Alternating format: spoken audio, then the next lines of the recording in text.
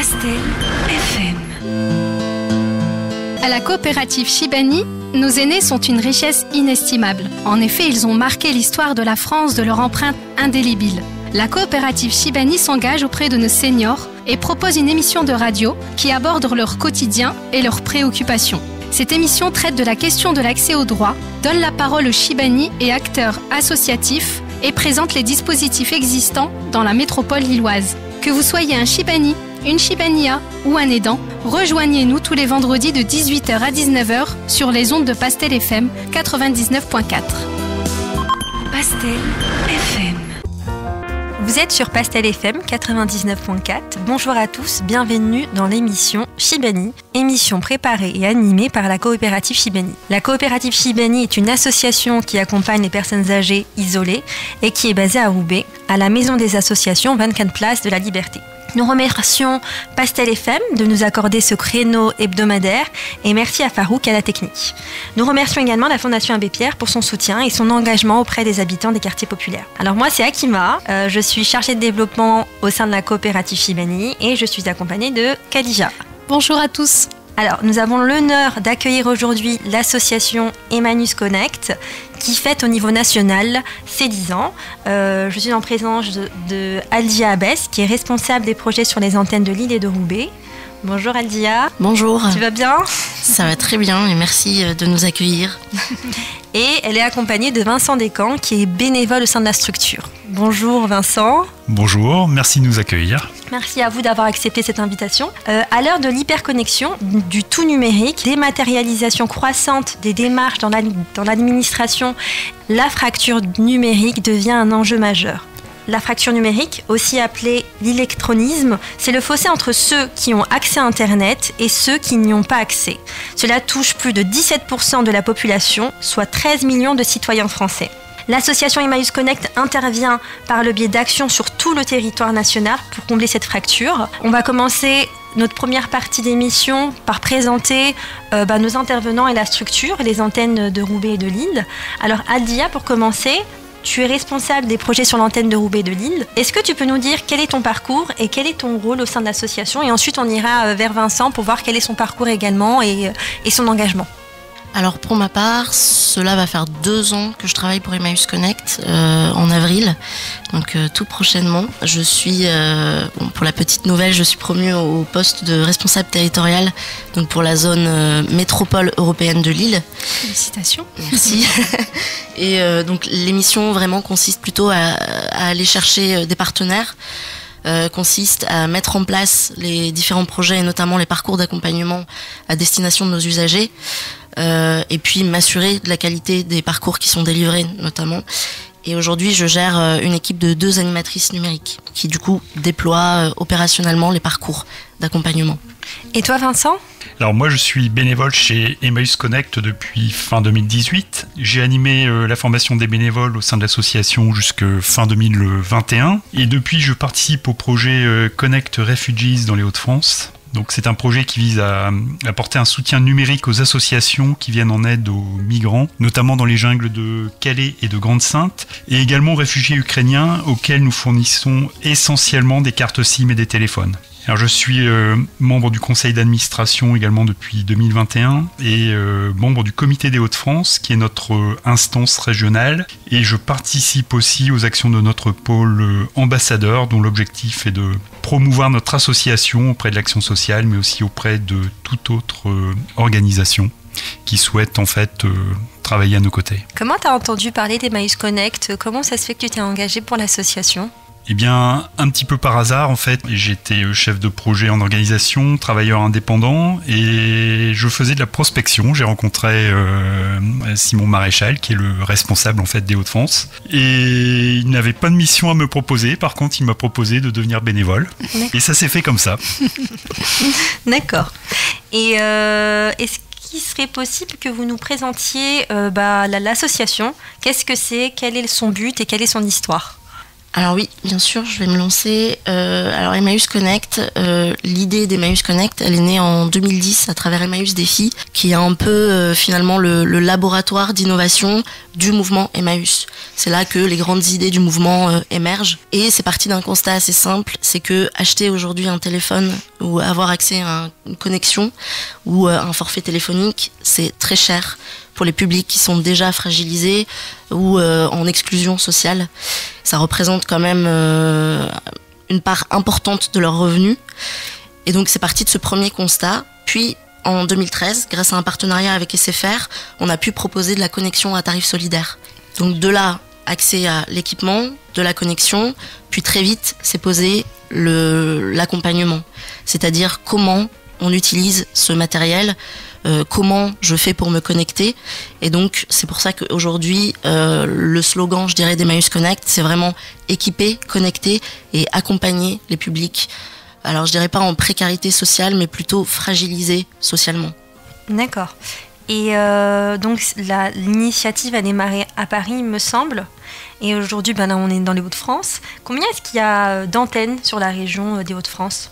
Alors sur les Hauts-de-France, nous avons un point d'accueil à Lille, rue de l'Abbé Artz à Oisem. Et nous avons également un autre point d'accueil à Roubaix, à la Maison des Services, dans le quartier des Trois Ponts, qui est situé avenue de Verdun. Aussi les équipes du projet Ruralité Connectée, qui sont présentes dans l'Aisne et le Pas-de-Calais. D'accord.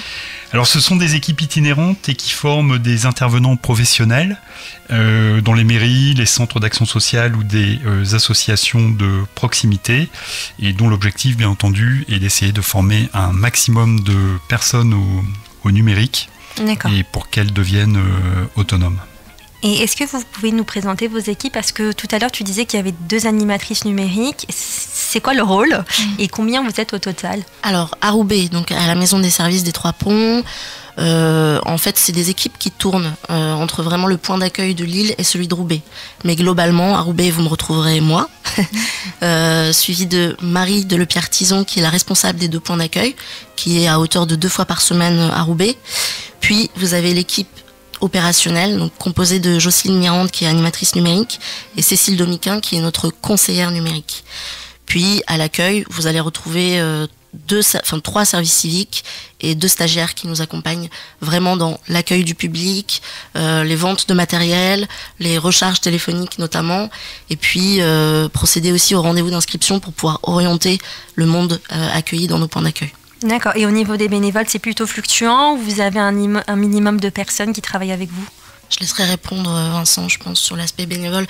Mais en tout cas, ce que je peux vous dire, c'est qu'à Roubaix, on est clairement, on a une envie de redynamiser en termes de bénévolat ce point d'accueil, puisque finalement nos bénévoles se concentrent beaucoup à Lille.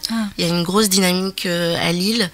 Mais Roubaix, voilà, on est en constante recherche de bénévoles prêts à s'engager avec nous. Peut-être qu'on reviendra un peu plus tard sur les bénévoles pour voir un peu quelles sont les missions des bénévoles et sur le recrutement des bénévoles. Tu disais que c'est des équipes un peu mobiles, donc vous avez des partenaires, vous intervenez en structure. Il me semble que Jocelyne me parlait d'intervention dans les centres sociaux. Est-ce que c'est les uniques partenaires ou vous avez d'autres partenaires avec lesquels vous travaillez ? Ouais, alors le panel des structures avec lesquelles on travaille est assez large, mais effectivement, par exemple, si on prend l'exemple de Roubaix, on travaille beaucoup avec les centres sociaux, notamment le centre social de l'Omelay, le centre social des Trois-Villes, le Nautilus, Fresnoy-Mackellery.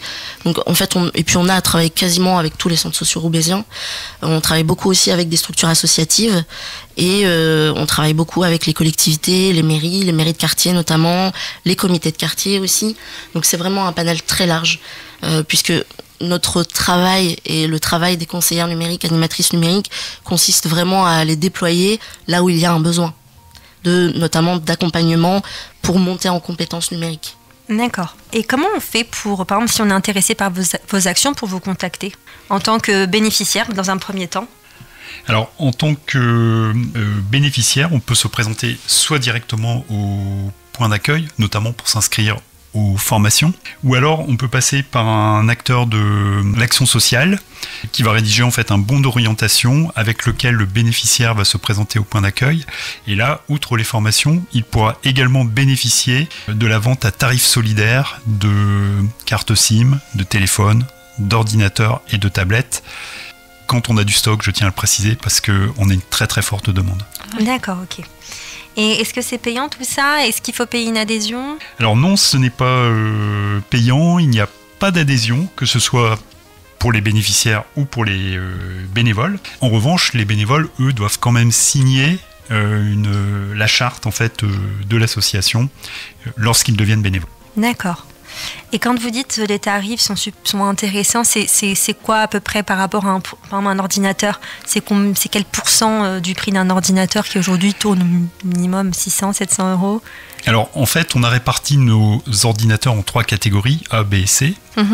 Et pour faire simple, les prix vont en gros, de mémoire déjà, de 80 à 150 euros. D'accord. C'est une classification qui est faite par des bénévoles qui sont d'anciens professionnels de l'informatique. Et donc on fournit du matériel de qualité qui a été testé, reconditionné et qui bénéficie d'une garantie. D'accord. Ce qui du coup globalement c'est 3 à 4 fois moins cher que sur le marché classique. C'est super intéressant. Et comment est-ce qu'on peut devenir bénévole? Est-ce qu'il y a une démarche particulière à entreprendre? Comme je vous le disais, pour devenir en fait bénévole, soit on se rend au point d'accueil pour s'inscrire à un temps d'accueil des bénévoles. On peut aussi s'inscrire sur le site emmaüs-connect.org dans la rubrique Devenir bénévole. Et après avoir participé au temps d'accueil, qui est une présentation en fait de l'association et puis des missions que l'on affecte aux bénévoles, bien le nouveau bénévole participe à ce que l'on appelle un parcours d'immersion de 2 heures environ, qui lui fait découvrir en fait les principales activités du point d'accueil, c'est-à-dire la vente et le conseil, les permanences connectées, qui sont des temps où les bénévoles accueillent des apprenants et travaillent en binôme sur des problématiques qu'a rencontré en fait l'apprenant.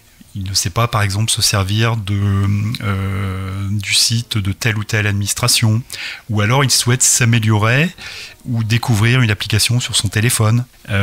Toutes les problématiques auxquelles nos apprenants sont confrontés et auxquelles les bénévoles essayent de répondre, toujours en travaillant en binôme et toujours en essayant de faire et non pas de faire à la place d'eux. Oui, c'est important.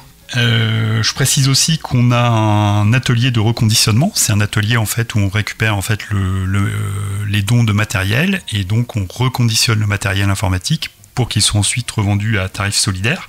Là aussi, on est ravis quand on a des bénévoles qui se présentent et qui souhaitent participer à ces ateliers. Petite question, le matériel, vous le récupérez auprès de particuliers ou auprès d'entreprises ou ça s'est diversifié? En fait, alors ça c'est un projet qui est né en novembre 2020 qui s'appelle la collecte.tech. Et donc le rôle de la collecte.tech, composé aujourd'hui dans les Hauts-de-France de 3 salariés, dont une chef de projet, est en charge d'aller récupérer les dons d'entreprises ou de collectivités, donc souvent leur parc informatique un peu obsolète, et elles font le lien avec des reconditionneurs professionnels, donc qui sont souvent des travailleurs en insertion.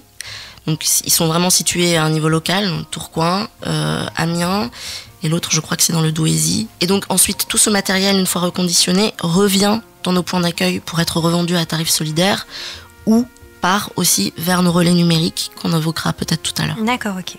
Ce que je tiens à ajouter aussi par rapport au comment devenir bénévole, une fois effectivement que notre bénévole a fait son parcours d'immersion, il peut ensuite, et s'il le souhaite, ça n'a rien d'obligatoire, suivre un parcours de formation qui lui permet en fait de découvrir les différents métiers et les missions d'Emmaüs Connect, se les approprier et tout ça à son rythme et surtout en fonction de ses envies. Puisque chacun en fait donne de son temps et je pense aussi qu'il faut que chacun se sente bien et qu'il ait envie de venir chez Emmaüs Connect. Donc D'accord. Nos bénévoles se concentrent vraiment sur les tâches qui leur plaisent le plus en fait. Il ne faut pas avoir des compétences particulières dans le numérique pour devenir bénévole? Ou quand même un petit peu un prérequis? Il faut savoir utiliser l'outil numérique. Par exemple, il faut autant que faire se peut être à l'aise avec tous les sites internet, notamment les sites administratifs. Pour l'atelier de reconditionnement, Je dirais que c'est mieux d'avoir quelques compétences informatiques. Cela dit, on a des bénévoles qui n'avaient pas de compétences techniques particulières, qui participent quand même à cet atelier de reconditionnement, puisqu'en fait on a des procédures de reconditionnement qui sont très cadrées. Et quelqu'un d'un tout petit peu débrouillard en fait peut très bien réussir à s'en sortir et puis à reconditionner des ordinateurs, voire des téléphones. Merci à vous, merci Aldia, merci Vincent. On va faire une petite pause musicale et on revient juste après. De retour sur les ondes de Pastel FM 99.4, bienvenue aux auditeurs qui nous rejoignent. C'est l'émission Chibani, une émission proposée par l'association coopérative Chibani. Nous consacrons l'émission d'aujourd'hui pour présenter l'association Emmaüs Connect. Nous sommes toujours avec Aldia Abès, responsable de projet pour Emmaüs Connect sur Lille et Roubaix, et Vincent Descamps, bénévole au sein de la structure. Alors, dans un premier temps, on a présenté brièvement la structure. Est-ce que, Aldia, tu pourrais nous définir la fracture numérique? Qu'est-ce que c'est? À quoi ça correspond? Oui, bien sûr. Alors, en fait, l'exclusion numérique, elle recouvre deux grands types d'inégalités. Donc, il y a l'inégalité face à l'accès au numérique, donc les moyens de connexion, les équipements, et puis l'inégalité face aux compétences. C'est ce qu'on appelle l'électronisme. D'accord. Aujourd'hui, alors il y a environ 35% des Français qui ont de grandes difficultés sur au moins un de ces aspects, ce qui les prive des services essentiels. Donc ça, c'est un chiffre tiré du baromètre du numérique 2021. Et donc dans ce contexte, notre priorité, c'est d'aider les publics en situation de précarité, parce que l'exclusion numérique, elle renforce des difficultés sociales existantes, le chômage, l'isolement, le handicap, etc. Et agit donc comme une double peine qui menace également des individus jusqu'alors intégrés et autonomes. D'accord. Merci pour cette définition. Alors, je voudrais revenir un peu plus sur les actions que vous menez. Est-ce que vous pourriez me dire, moi je suis intéressée pour participer aux actions, j'ai des besoins, j'ai des difficultés. Quand je viens vous voir, quels sont les projets que vous pouvez me conseiller, me proposer? Alors, donc pour Roubaix et Lille, concrètement, l'accompagnement, par exemple, une fois que vous êtes inscrit chez nous, on vous propose ce qu'on appelle des permanences connectées. Donc pour Lille, c'est du mardi au vendredi matin. C'est des créneaux d'1h30, comme le disait Vincent, en binôme, donc un bénévole, un usager. Et pour Roubaix, c'est du mercredi au vendredi matin, à partir de 9h30, pareil, sur des créneaux d'1h30. Donc ça, effectivement, c'est sujet à d'abord inscription. Ensuite, on vous propose ce qu'on a... Pardon, je te coupe. C'est individuel ou c'est en groupe C'est du collectif, mais en individuel, puisque c'est un binôme, donc un bénévole plus un usager. Mais vous vous retrouvez quand même dans un collectif. C'est-à-dire qu'aujourd'hui, on peut accueillir jusqu'à 4 à 6 personnes en permanence connectée. D'accord. Il n'y a pas de prérequis si on a un besoin. Absolument aucun prérequis. Même au niveau de l'âge ? Même au niveau de l'âge. Nous, on accueille vraiment un public de manière assez inconditionnelle. Donc, peu importe votre âge, votre situation, les permanences connectées sont vraiment ouvertes à tout le monde. Et là, il n'y a pas nécessité d'avoir forcément un bagage numérique ou autre. C'est vraiment à destination de tout type de public, avec toute thématique qui reste bien évidemment dans le numérique. D'accord, ok. Ensuite, donc, on a l'aspect accompagnement avec ce qu'on appelle des parcours d'accompagnement de montée en compétences numériques. Donc ça, c'est un volet qui est proposé aux structures. Donc c'est soit on se déplace dans les structures qui forment un groupe de personnes à former. Alors nous, on accompagne vraiment essentiellement, et ça le sera toujours, les grands débutants en informatique. Et donc on évolue comme ça avec les niveaux. C'est-à-dire qu'on démarre par les grands débutants, ensuite on va sur les niveaux intermédiaires et on propose quelques ateliers pour des niveaux avancés. Donc soit on se déplace et donc on déploie ce parcours-là. Généralement un parcours d'initiation chez nous, c'est à peu près 12 heures. C'est souvent étalé en ateliers, 6 ateliers de 2 heures environ chacun. Et puis après, sur les parcours d'accompagnement, on vient spécifier en fonction du public et de la demande aussi de la structure. Est-ce que c'est un public senior? Est-ce que c'est un public jeune? Est-ce que c'est un public demandeur d'emploi? Et donc, on travaille avec une plateforme qui s'appelle Les Bons Clics, où voilà, tout est accessible pour chacun à partir du moment où on crée un compte. Et donc voilà, toutes nos ressources se trouvent sur Les Bons Clics. Et bien évidemment, le travail des animatrices numériques, c'est aussi de venir adapter les contenus en fonction des publics qu'on a en face. Et donc ces parcours, évidemment, nous on peut ouvrir nos locaux pour les déployer, que ce soit Lille ou Roubaix. Et ça, c'est pareil, c'est en fonction du partenaire. C'est-à-dire que si le partenaire nous dit, moi, j'ai pas de connexion Internet, j'ai pas trop le matériel nécessaire, cela dit, j'ai déjà un groupe qui est constitué, et bien évidemment, là, nous, on peut fournir le matériel et on ouvre nos locaux pour dispenser la formation. Voilà, en termes d'accompagnement, ce qu'on peut proposer. D'accord. Par exemple, un exemple qui est récurrent, peut-être dans mon environnement, une personne qui ne sait pas utiliser son smartphone, donc qui se retrouve isolée, est-ce qu'elle peut venir chez vous pour voir un peu les rudimentaires d'un smartphone, ou quelqu'un qui veut faire une démarche administrative? Est-ce qu'un cas vraiment ponctuel, c'est possible de venir pour une demande ponctuelle? Et une autre question, est-ce qu'il y a des difficultés des demandes qui sont récurrentes et qui reviennent souvent? Alors donc sur les demandes ponctuelles, ce qui est le plus adapté, c'est bien sûr la participation aux permanences connectées. C'est vraiment le but et pourquoi on a créé ces permanences connectées. Elles sont dédiées à régler des problématiques, que ce soit ponctuelles, ou alors certaines personnes nous disent « Bon, j'ai participé à un parcours d'accompagnement avec vous, c'était super, cela dit, j'ai pas encore tout à fait les moyens de m'équiper, et donc est-ce que je peux venir continuer à pratiquer avec vos permanences connectées ?» Ça, c'est un cas qui revient assez régulièrement. Sur les demandes, c'est vraiment très aléatoire. Parfois, c'est des personnes qui viennent aussi pour faire de la médiation. Par exemple, je paye trop cher un forfait téléphonique. Est-ce que votre bénévole ou vous pourriez m'aider à me dépêtrer, que ce soit faire des courriers, appeler directement les plateformes concernées, et donc ça, effectivement, c'est un peu plus sur le long terme. Donc D'accord. Les personnes reviennent assez régulièrement. Parfois, on arrive à leur trouver des solutions. Parfois, simplement, on oriente vers des acteurs qui savent mieux faire que nous. Après, sur les difficultés, je te renvoie la balle, Vincent, sur les types de difficultés qu'on peut être amené à régler. Comme le soulignait Alja, en fait, notre public est constitué de populations en grande précarité, donc SDF, travailleurs pauvres et personnes sans emploi, des jeunes en insertion, des migrants, des publics allophones et aussi des seniors. Donc effectivement, il y a une très forte demande pour être équipé, pour être connecté et aussi accompagné donc par le biais des formations que Alja a décrites, qui sont adaptées au niveau de chacun. On prodigue également du conseil et aussi de la médiation. D'accord. Et quand on ne maîtrise pas trop bien le français, donc c'est un critère de vulnérabilité supplémentaire sur la non-maîtrise du numérique, est-ce que je ne pense pas que vous ayez des traducteurs, mais est-ce que les gens arrivent à se faire comprendre? Est-ce que c'est pas trop compliqué ou...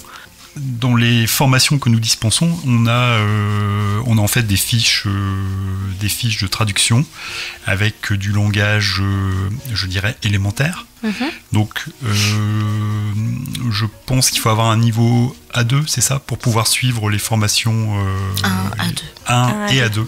D'accord. Pour suivre les formations chez Emmaüs Connect. Et après, effectivement, on parle avec les mains, on fait des gestes. Mm-hmm. Il y a aussi des personnes, des personnes qui s'entraident lors de la formation. Et on essaye, tant bien que mal, effectivement, de réussir à faire aboutir ce parcours de formation. Ce sont des parcours qui sont compliqués, mais ce sont aussi des parcours qui sont très riches, en fait, en termes d'expérience humaine. Moi, j'ai une anecdote sur ma mère, parce que ma mère a 73 ans, elle ne sait pas lire et elle ne maîtrise pas très bien le français. Et elle ne savait pas utiliser un smartphone. Et en fait, ce qu'on a fait, c'était ultra basique, c'est qu'on a mis nos photos sur l'écran principal. Et elle est super fière de pouvoir nous appeler. Elle nous appelle tous les jours. Et donc, je trouve qu'en fait, des fois, il y a des petites solutions qui permettent de dépasser ces limites-là. Et pour revenir à ça, est-ce que vous, sur la question des seniors, est-ce que vous avez un accompagnement spécifique? Et si oui, quel est-il? Alors aujourd'hui, chez Emmaüs Connect, les seniors se voient proposer les mêmes parcours de formation que nos autres publics, et ce après une phase d'évaluation, afin de constituer des groupes de formation les plus homogènes possibles. Ils peuvent également, comme le soulignait Alja, participer à des permanences connectées, donc ce sont ces temps dédiés aux problèmes que l'on peut rencontrer avec l'ordinateur, avec sa tablette, avec son smartphone, ou alors aussi pour développer leurs compétences sur un sujet particulier, une application de smartphone, le traitement de texte, utiliser sa messagerie, etc. Et donc, comme le soulignait Alja, les publics accueillis sont accompagnés par des bénévoles et la séance s'effectue généralement en binôme. Et en complément en fait de nos actions existantes, nous travaillons sur un projet spécifiquement dédié aux seniors. En effet, nous estimons que le numérique doit être regardé comme un formidable outil qui crée des opportunités ou du lien social. Mais malheureusement, le numérique peut aussi isoler davantage ceux pour qui le numérique n'est pas une évidence. L'enjeu, c'est comment faire en sorte d'utiliser le numérique pour créer plus de solidarité envers nos seniors, notamment les plus isolés. Et chez Emmaüs Connect, nous sommes convaincus que les rencontres, la solidarité peuvent être facilitées par le numérique. Et d'ailleurs, j'en profite pour inviter tous ceux qui souhaitent participer et réfléchir avec nous sur ce sujet, et bien tout simplement à nous contacter. D'accord. Et est-ce que vous seriez en mesure de me dire quelle est la part des seniors dans vos participants, bénéficiaires ? Alors chez Emmaüs Connect, 25% de nos apprenants ont plus de 55 ans. Alors même si l'usage d'Internet au sein de la population des seniors est en croissance, les personnes âgées restent par exemple les moins nombreuses à déclarer effectuer des démarches administratives en ligne. Et selon le rapport 2022 de la Défenseure des droits, l'administration numérique entraîne de l'inquiétude pour près de la moitié des personnes de 70 ans et plus. Un chiffre qui date un tout petit peu, mais qui néanmoins est très intéressant, de l'INSEE en 2019, plus de 40% des personnes âgées de plus de 60 ans déclaraient ne pas avoir utilisé de site administratif en ligne. D'accord. Et pour revenir à ça, est-ce qu'il y a des gens qui, je ne sais pas si vous les rencontrez, parce que s'ils viennent, c'est qui.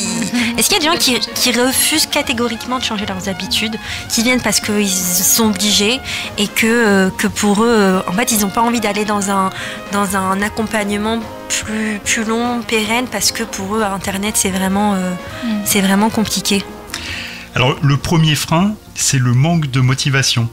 Et il y a en plus un phénomène d'autocensure qui est conjugué à un manque d'assurance. En fait, les principales objections sont « à quoi ça sert ? Je ne vais pas y arriver, c'est trop compliqué pour moi, j'ai peur de cliquer et de faire une bêtise, on va me voler mes coordonnées bancaires ou utiliser ma carte bleue à mon insu ».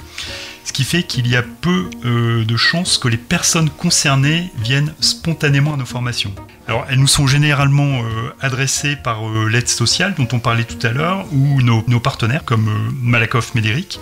Et le projet spécifiquement dédié aux seniors sur lequel nous travaillons aura dans ses objectifs prioritaires d'aller vers ceux qui hésitent à faire la démarche de contacter une association, mais aussi d'aller vers ceux qui ne peuvent pas se déplacer. Et ça, c'est un véritable enjeu pour nous. Et il y a une question, c'est un moment important, c'est la période des confinements, la crise sanitaire. Est-ce que vous avez été confronté à de nouvelles problématiques ? J'ai encore une anecdote. C'est ma voisine qui a plus de 70 ans et qui me dit je peux pas sortir, je sors pas depuis quelques jours parce que je suis pas en mesure d'imprimer des autorisations de sortie et j'ai mal à la poignée, je les recopie à chaque fois. Et là, je suis en incapacité de le faire, donc je sors pas. Est-ce que vous avez été confronté à d'autres, je sais pas, des problématiques, des questions nouvelles à cette période-là ? Alors, on sait que la crise sanitaire a amplifié les inégalités déjà existantes auprès de ces publics. Et seulement 43% des retraités estiment s'être mieux appropriés nos outils numériques avec la pandémie. C'est un chiffre du baromètre du numérique qui date de 2022. La crise sanitaire, ça a été aussi l'occasion, paradoxalement, de développer certains projets chez Emmaüs Connect, notamment le projet e-parentalité. Adja, je vais peut-être te laisser en parler, puisque tu connais mieux que moi. Alors, tout à fait, mais en tout cas, sur le sujet des seniors, effectivement, donc tu demandais s'il y avait des nouvelles choses qui étaient sorties. Et donc, ce qu'on a vu apparaître aussi, c'est le besoin d'utiliser les applications, notamment pour pouvoir appeler en visio les proches. Et donc ça, il y a beaucoup de personnes qui sont venues à nos permanences connectées pour apprendre à utiliser WhatsApp, Messenger, Viber, etc. Et donc ça a touché à peu près tous les publics, clairement, au-delà des seniors. Et puis après, je pense que c'est effectivement, comme disait Vincent, il y a eu une réelle prise de conscience du blocage qu'il pouvait y avoir. On était enfermés, peu de personnes avaient finalement parfois pas de matériel, parfois pas de téléphone, pas de connexion. Et donc se retrouver coupés, complètement isolés, sortis de cette pandémie, on se dit bon, il faut que je fasse quelque chose. Et donc ça a commencé petit à petit, mais effectivement il y a un nouveau public qui n'osait pas forcément franchir la porte de notre association et qui est venu donc à petits pas. D'abord une permanence connectée, ensuite plusieurs permanences connectées, ensuite on fait l'achat d'un ordinateur ou d'un téléphone. Et de là, ensuite le Graal, c'est ils viennent à nos parcours d'accompagnement et ils deviennent bénévoles à la suite de ça. Est-ce que vous pouvez nous rappeler les chiffres ? C'est combien de bénévoles et combien de bénéficiaires au total ? Parce que tout à l'heure, en off, vous nous avez parlé d'un chiffre qui était quand même assez impressionnant. Alors, sur la période 2013-2023, 105 000 usagers sont passés chez Emmaüs Connect. Et on a un objectif plus ambitieux pour les prochaines années, pour les 10 prochaines années, qui serait de 500 000 usagers chez Emmaüs Connect. D'accord. Ce qui constituerait grosso modo 10% en fait des personnes qui sont touchées par la fracture numérique. Oui, c'est énorme. C'est énorme, c'est tout énorme. à fait. Je reviens sur ce que disait Alja, et je reviens aussi sur le projet lié aux seniors. Quand je parlais des bienfaits du numérique, notamment tous les outils de communication tels que WhatsApp, la diffusion de photos, la messagerie, sont des outils en fait qui créent ou qui maintiennent le lien, notamment pour les seniors et plus particulièrement ceux isolés, mais par exemple et aussi pour les migrants dont je vous parlais tout à l'heure que nous accompagnons dans le cadre du projet Connect Refugees. WhatsApp leur permet à moindre frais de communiquer avec leurs familles qui sont en Syrie, qui sont en Afghanistan. Et c'est très très important pour eux. Oui. On va revenir sur ces questions-là, un peu sur les enjeux sociétaux. On revient juste après une petite pause musicale. Merci. Nous sommes aujourd'hui avec Emmaüs Connect. Merci à Alia Abès et Vincent Descamps pour leur présence sur les ondes de Pastel FM. Alia est responsable, je le rappelle encore, des projets pour l'antenne Emmaüs Connect de Roubaix et de Lille. Et Vincent est bénévole au sein de la structure. Alors, on va aborder un sujet important. On se rend compte que depuis une dizaine d'années, les démarches administratives se sont largement dématérialisées, mais beaucoup ont encore du mal à mener à terme ces démarches ou y renoncent. Il y a une étude qui a été publiée en mai dernier par l'INSEE qui révèle que ce sont surtout les moins de 30 ans, les seniors et les plus défavorisés qui peinent à réaliser des démarches administratives, en ligne ou non. La question que je voulais poser sur les démarches administratives, quelles sont les principales difficultés et quelles vont être les conséquences en termes d'accès aux droits ? Alors, donc, juste sur cette question, moi je tiens à rappeler que Emmaüs Connect aujourd'hui, nous ne sommes pas labellisés Aidants Connect.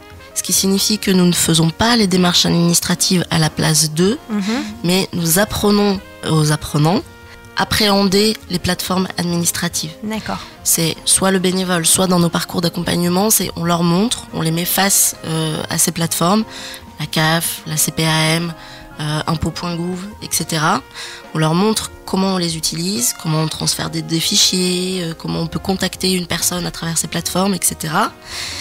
Et ensuite, elles font en autonomie ou accompagnées d'un de nos bénévoles ou pendant nos parcours d'accompagnement.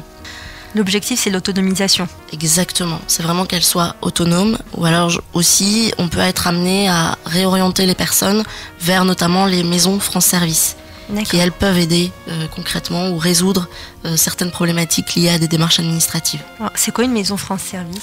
Alors par exemple, il y a une maison France Service à la maison des services des Trois Ponts, premier étage, au rez-de-chaussée, pardon. Et donc nous on est situé au 3e étage. Et donc la maison France Service, ils sont habilités sur toutes les démarches administratives. C'est-à-dire qu'ils ont par exemple des numéros privilégiés sur des situations vraiment d'urgence, où elles peuvent contacter des conseillers, notamment pour la CAF, le CPAM, les impôts, la CARSAT, et donc habilitées à résoudre des problématiques vraiment urgentes, voire solutionner des cas où par exemple la personne n'aurait pas d'équipement, ne peut pas y accéder à la maison, mais voilà, un dossier urgent, ils peuvent les traiter. D'accord. En tout cas proposer une solution. D'accord. Quelles seraient les conséquences en termes d'accès aux droits ? Alors, Les usagers en fait vont être de plus en plus contraints de recourir au numérique pour accéder aux services administratifs, à la santé, au transport, voire aux loisirs. De nombreux services de proximité ferment. Il était plus facile de prendre rendez-vous en ligne pour se faire vacciner contre le Covid. La télédéclaration des impôts est devenue obligatoire lorsque le domicile est connecté à Internet. La suppression des tickets à la RATP est en cours. Les 250 démarches administratives les plus utilisées par les Français sont désormais dématérialisées. Il y a donc une véritable urgence, si l'on ne veut pas voir les personnes âgées non connectées, notamment, de s'isoler encore davantage. D'accord. On en parlait encore en off, il y a un véritable défi qui s'annonce, parce la dématérialisation, elle va être croissante. Comment on peut vous parler en fait d'une coordination globale entre les associatifs, les pouvoirs publics. Comment on s'organise dans cette situation-là? Est-ce qu'il y a des choses qui sont déjà en cours? Et vous, comment vous vous préparez à cette demande de plus en plus forte? Alors donc effectivement, nos points d'accueil ne suffisent plus aujourd'hui. Et l'idée c'est que l'association, elle veut participer vraiment à un changement d'échelle dans la manière d'aborder à la fois la problématique de l'accès au numérique et aussi des compétences de base. Donc sur l'accès, comme je vous le disais tout à l'heure, Emmaüs Connect a lancé en 2020 la collecte.tech, dont l'objectif c'est d'aller récupérer des dons d'entreprises ou de collectivités, de reconditionner ce matériel et de pouvoir équiper les usagers, les apprenants à tarif solidaire. Aujourd'hui, c'est à peu près 20 000 équipements qui ont été collectés donc depuis 2 ans, ce qui est pas mal, mais voilà, l'objectif c'est d'aller encore plus loin. Ensuite, sur les compétences, on a par exemple un projet qui s'appelle Relais numérique. L'idée des relais numériques, c'est d'aller chercher des structures au niveau local, un peu éloignées de nos points d'accueil, de les former, de leur transférer nos compétences. Et donc, ça passe aussi par de la formation professionnelle, évidemment. Et elles font finalement du Emmaüs Connect à leur échelle, en proposant d'être une ressource numérique sur leur territoire. Et donc ça, c'est souvent des accompagnements qui sont proposés sur 12 mois, et où on vient finalement en accompagnement, en support de ces structures-là, en leur proposant donc de la formation, en leur proposant de les accompagner sur les parcours d'accompagnement qu'elles pourraient mettre en place à destination de leur public. Donc aujourd'hui, les relais numériques, c'est à peu près 350 structures au niveau national qui se revendiquent être relais numériques. D'accord, ok. Enfin, on a évidemment des tas de projets qui arrivent pour très prochainement ou qui sont en cours. Je vais notamment vous parler du parcours à destination d'un public primo-arrivant et ou bénéficiaire de la protection internationale. L'idée pour nous, là, c'est de proposer un parcours d'à peu près 20 heures qui se fait sur smartphone ou PC à la demande de la structure et des usagers. Et donc c'est plutôt pour un public assez averti sur l'utilisation de leur smartphone, qui ont un niveau A1, A2 en français, plutôt en capacité en tout cas au moins de comprendre les explications. Et donc c'est vraiment de leur proposer une montée en compétences sur notamment les applications ou les nouvelles applications qui pourraient exister, qui pourraient les aider dans une recherche de logement, un accès aux droits, sur la mobilité aussi dans les Hauts-de-France, etc. Et donc nous, on est en recherche de structures prêtes à déployer ce parcours-là, sachant qu'on a démarré notamment à Lille avec l'association Singa et Coalia. Et ensuite, on a aussi un parcours qui est tout nouveau pour nous. C'est une grande première pour Emmaüs Connect. C'est ce qu'on appelle le parcours vers la certification PIX à destination d'un public de femmes, uniquement de femmes. L'idée étant de les préparer au passage d'une certification diplômante, donc un diplôme d'État, et donc de valoriser 3 compétences sur les 9 existants dans le PIX, qui permet de dire à un employeur, voilà, je sais évoluer dans un environnement numérique. Donc ce parcours va démarrer très vite, c'est en mars, et ça aura lieu à la 3e place. Et donc c'est notre conseillère numérique, Cécile Domiquin, qui va se charger de ce parcours qui dure à peu près 67 heures, donc un mois intensif, mais utile, et j'espère qu'on arrivera vraiment à mener au passage à la certification de ces 10 femmes qui se sont inscrites chez nous. D'accord. Donc la 3e place à Roubaix, tout à fait. Métro Téléport. Exactement. Très bel endroit. Ouais, qui nous ouvre leurs portes. Pour vous aider, est-ce qu'on peut faire des dons de matériel Alors pour les dons, aujourd'hui Emmaüs Connect ne récupère pas les dons de particuliers. D'accord. Cela dit, on a toujours donc notre projet La Collecte.tech et vous pouvez vous rendre sur le site emmaüs-connect.org pour en connaître un peu les modalités. Mais c'est vraiment à destination des entreprises et des collectivités qui peuvent nous faire don de leur matériel usagé ou obsolète. Et la manière de s'engager aujourd'hui chez nous, c'est vraiment à travers le bénévolat. D'accord, c'est un appel aux entreprises. Tout à fait. Est-ce qu'il y a un numéro qu'on peut partager ? Alors effectivement, en fait, en vous rendant sur le site Emmaüs Connect, vous allez avoir un numéro de standard, donc qui est un 01. Et aujourd'hui, nos standardistes, elles se trouvent à Lyon, elles sont 2 et elles sont en capacité de prendre un peu toutes les demandes. Et les informations, elles sont données directement. Donc, soit vous aurez accès à nos contacts directs, que ce soit moi ou un des responsables au niveau des Hauts-de-France. D'accord. Soit de toute façon, sur ce site, encore une fois, vous trouverez accès aux différents formulaires d'inscription qui ensuite vous donnent de toute façon accès à nos coordonnées directes. Donc sur le site Emmaüs Connect. Tout à fait, ou encore une fois, il ne faut pas hésiter à franchir la porte de nos 2 points d'accueil. Vous serez très bien accueillis. Est-ce que vous pouvez nous rappeler l'adresse à Roubaix et à Lille ? Alors, donc là, j'ai le numéro du standard. Donc c'est le 01 80 05 98 80. Et nos 2 adresses, donc à Lille, c'est le 83 rue de la Béartz, entre le métro Oisem et Gambetta, derrière la place du marché. Et à Roubaix, on est situé à la maison des services des 3 ponts, au 3e étage. Merci. Alors, dernière petite question, parce que selon l'étude de l'INSEE, on se rend compte que les moins de 30 ans sont également en difficulté pour réaliser leur démarche en ligne. Comment est-ce qu'on peut expliquer ce décalage entre nous, ce qu'on croirait des jeunes, en se disant ils maîtrisent Internet, les réseaux sociaux, et la réalité ?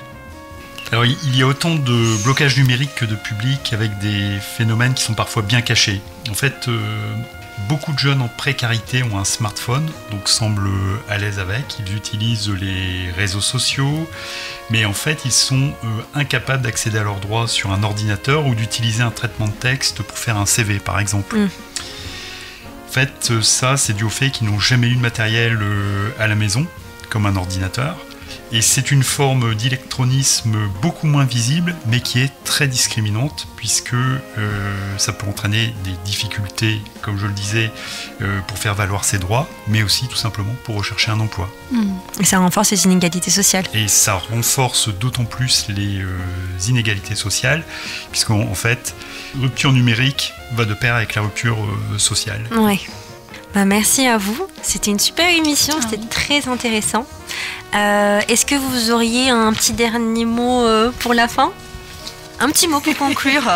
Le petit mot, c'est vraiment, encore une fois, on fait de l'accueil inconditionnel. Donc, peu importe votre statut, votre âge, vos revenus, votre appétence numérique, n'hésitez pas vraiment à venir franchir la porte de nos 2 points d'accueil.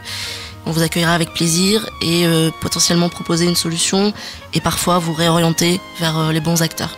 Je rappelle que vous avez un point d'accueil à Roubaix, un point d'accueil à Lille au niveau d'Oisem. Merci. C'est le numéro du standard, bien évidemment. Voilà. Et il y a le site internet, faut pas hésiter aussi à y aller. Merci à vous. Voilà, merci beaucoup Hakima pour cette émission super bien menée. Merci à tous, merci à Farouk, merci Aldia, merci Vincent, merci Khadija.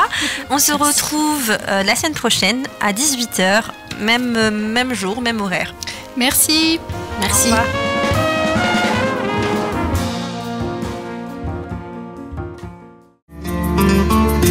Maman, c'est qui le monsieur sur le banc ? Il a l'air pensif. C'est un Shibani, une personne âgée issue de l'immigration qui a travaillé toute sa vie pour construire ce pays.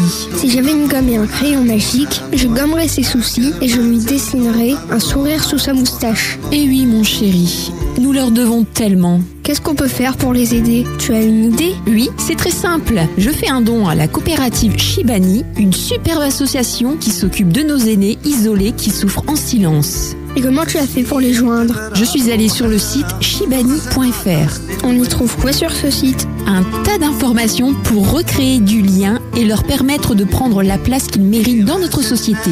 C'est comment déjà ? Shibani.fr. CHIBANIS.fr.